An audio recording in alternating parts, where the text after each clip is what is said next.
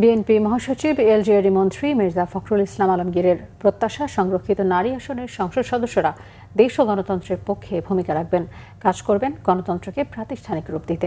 সংরক্ষিত নারী আসনের সদস্যদের নিয়ে শহীদ রাষ্ট্রপতি জিয়াউর রহমান এবং বেগম খালেদা জিয়ার সমাধিতে শ্রদ্ধা নিবেদন শেষে এই প্রত্যাশা জানান তিনি।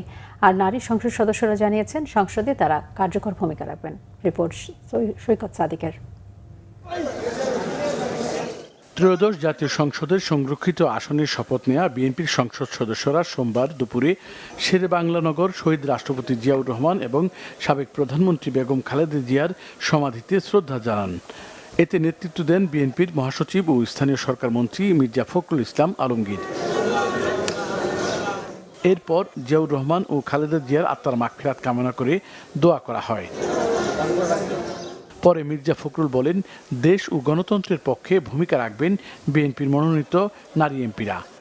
গণতন্ত্রকে প্রাতিষ্ঠানিক রূপ দিতে, জাতীয় সংসদকে কার্যকরী করার ক্ষেত্রে এবং জাতীয় সংসদকে সত্যিকার অর্থেই সকল কর্মকাণ্ডকে তাদের ভূমিকা রাখবেন। দীর্ঘ 17 বছর বেগম খালেদা জিয়ার সঙ্গে লড়াই সংগ্রামের মাঠে থাকা নেত্রীরা জানান, সংসদে জনগণের পক্ষে কাজ করবেন তারা। 17 বছরের সংগ্রাম আন্দোলনের মধ্য দিয়ে আমরা এই দিনটি পেয়েছি, যে দিনে আমরা শপথ গ্রহণ করে আজকে তাদের আমি আমার নেতা নেত্রী সমাধির মধ্যে শ্রদ্ধা জ্ঞাপন করতে পারছি। রাজনীতিবিদদের স্বপ্নই থাকে যে সংসদে যাব, জনগণের পক্ষে কথা বলবো, গণতন্ত্রের পক্ষে কথা বলবো। আমাদের গণতন্ত্রের মা দেশনেত্রী বেগম খালেদা যে আমাদের মাঝে নেই, এটা যে আমাদের বুকে একটা কত বড় ক্ষত। ফ্যাসিবাদের বিরুদ্ধে বিএনপির আন্দোলনে জেল জুলুমেও সোচ্চার থাকাদের মূল্যায়ন করা হয়েছে বলেও জানান অনেক এমপি। বেগম খালেদা জিয়ার যে স্বপ্ন ছিল এটি গণতান্ত্রিক রাষ্ট্র প্রতিষ্ঠা করবার, সেই স্বপ্ন আমরা এখনো ওনার সেই স্বপ্ন বাস্তবায়ন করার জন্য কাজ করছি এবং সামনেও করে যাব।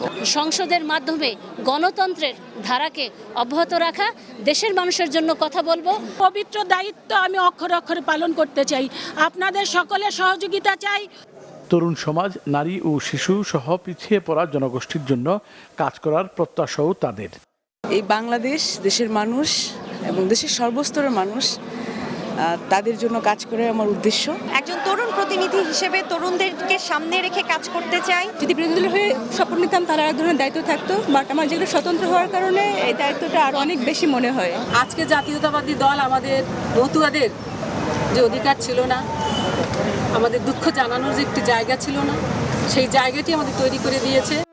রবিবার রাতে জাতীয় সংসদের শপথ কক্ষে ত্রয়োদশ জাতীয় সংসদের সংরক্ষিত নারী আসনের নবনির্বাচিত 49 সংসদ সদস্যকে শপথ পড়ান স্পিকার হাফিজ আহমেদ।